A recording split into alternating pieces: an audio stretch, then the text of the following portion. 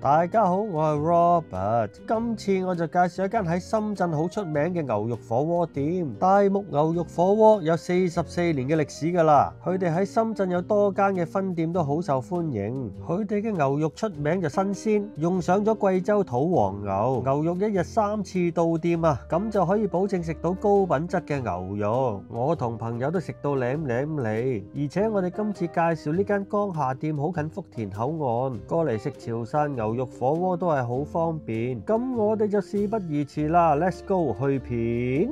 首先我就講下點樣去啦。我哋可以喺福田口岸站乘咗10號線，坐2個站就可以去到江夏站。嚟到江夏站，我哋就喺 A 出口出站。上到嚟江夏站 A 出口地面呢，咁我哋就往後一直行。咁我哋一直行啦，行到前面路口就向右轉，行多冇幾遠就到噶啦。由 A 出口行到過嚟啊，都唔使2分鐘啊，咁都係非常之方便。我哋今次要介紹就係潮汕大木牛肉火鍋餐廳，始創於1981年，到而家已經有44年嘅歷史。佢哋用嘅牛肉都係非常之新鮮，用上咗精選貴州土黃牛。今次我哋嚟嘅就係第23家直營店，宵夜時段啊，10點後進店仲有6.8折嘅優惠。營業時間上晝11點至凌晨嘅3點。一入到門口呢，我哋就會見到一個大嘅玻璃廚房。我哋喺出邊望入去呢，都見到啲牛肉都係好新鮮。呢啲都係精選貴州土黃牛，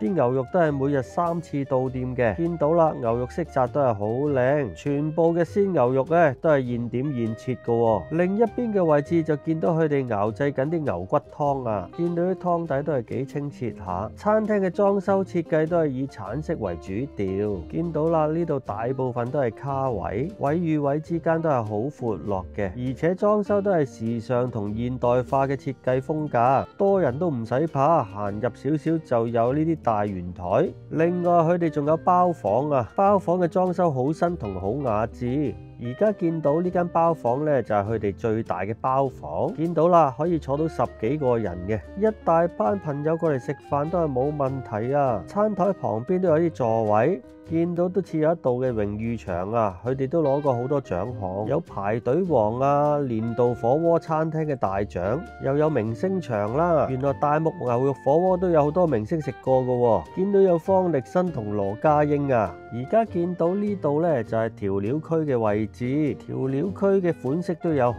多選擇，沙茶醬、薑蔥乜都有啊。另外仲有呢啲番茄仔都係無限任食嘅，有教大家調製唔同口味嘅醬汁，潮汕風味同清新風味嘅醬汁都有。今次職員就安排咗卡位俾我哋坐，佢哋嘅效率都好高，好快我哋點啲菜就嚟齊晒啦。咁我就逐一介紹俾大家啦。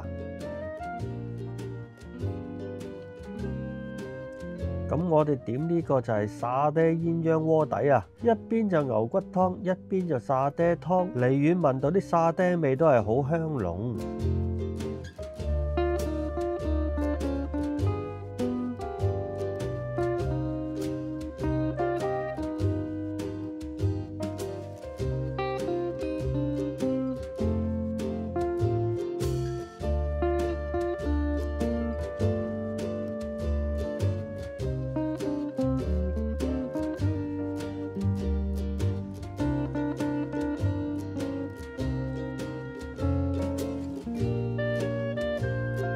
潮州炸蝦棗一份就有8條，佢哋都炸到金黃色，好靚啊！咁上台都仲係熱辣辣嘅，點翻啲秘製醬汁食，仲會更加有風味。炸蝦棗食落去呢，都係相當香口啊！外面就炸到金黃色，好香，咬落去嘅口感都係相當彈牙。都係潮州經典嘅食品，專品雪花肥牛色澤都係好靚，見到油脂分佈都係好均勻嘅，而且牛肉都係好新鮮，佢哋都好貼心啊！每碟牛肉都有塊牌寫住煮幾多秒，雪花牛就要煮8秒啦，咁胸口撈就要煮耐啲，要2分鐘。咁呢呢啲雪花牛就煮8秒就啱啱好，煮太耐肉質就會變韌，就好似咁樣有種粉嫩嘅狀態就啱啦。雪花牛食落去口感肉質都係幾嫩滑，而且雪花牛油脂就比較多，除咗有好濃郁嘅牛肉香味之外呢，另外仲食到牛嘅油脂香，點啲醬油食仲更加能夠提升牛肉嘅鮮味。另外佢哋嘅沙爹湯底都係相當之濃郁啊，都聞到好香嘅沙爹香味。攞嚟煮牛肉就充滿沙爹香，煮熟咗之後牛肉就沾滿晒沙爹汁啊，牛肉好味就不在話下啦，沙爹味就好香濃，食落去有少少微辣就幾惹味。呢個就係專品黃肥牛啊，見到佢嘅牛肉油脂分布都係好平均，而且色澤都係好靚，牛肉大概都係煮8秒就 OK。黃肥牛油脂就偏多，食落去呢都好有牛嘅油脂香味，而且肉質又唔會韌喎，口感都幾嫩滑下，新鮮嘅牛肉亦都好有牛肉嘅鮮味啊！正胸口撈我平時都好中意食噶，呢個就要煮耐少少，要煮2分鐘。牛舌部分呢就切成薄片啊，煮8秒鐘就 OK。牛舌食落去呢口感都幾爽彈下，咬落去有一種煙煙韌韌嘅感覺都好正啊。胸口撈口感都係非常爆脆，咬落去每一啖都有嗦嗦聲啊，真係好正。平時我都好中意食嘅，就係中意佢爆脆嗰種感覺啊，本身就冇咩味啦，點啲醬油食落去就會更加滋味噶啦。專品黑柏葉一大盤啊，咁佢哋切到每一片都幾大塊下嘅，咁呢個大概煮1分鐘到呢就可以食噶啦。咁黑柏葉都係好新鮮啦，食落去口感都好爽脆，係會有一種煙煙韌韌嗰種感覺。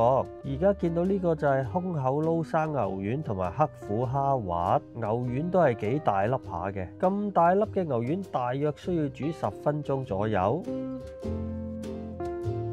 煮緊牛丸同時啊，我都放埋啲黑虎蝦滑落去一齊煮啊。咁見到佢哋啲魚皮呢都係好大塊嘅，就唔會散收收咁啦。我平時就中意將啲魚皮淥幾淥就食噶啦。大概煮到咁嘅狀態啊，保持到魚皮嘅脆口啊，響鈴都係啦，我都習慣唔會煮咁耐嘅，可以放喺沙爹湯底上面煮，索埋啲沙爹湯食呢，食起上嚟就會更加惹味。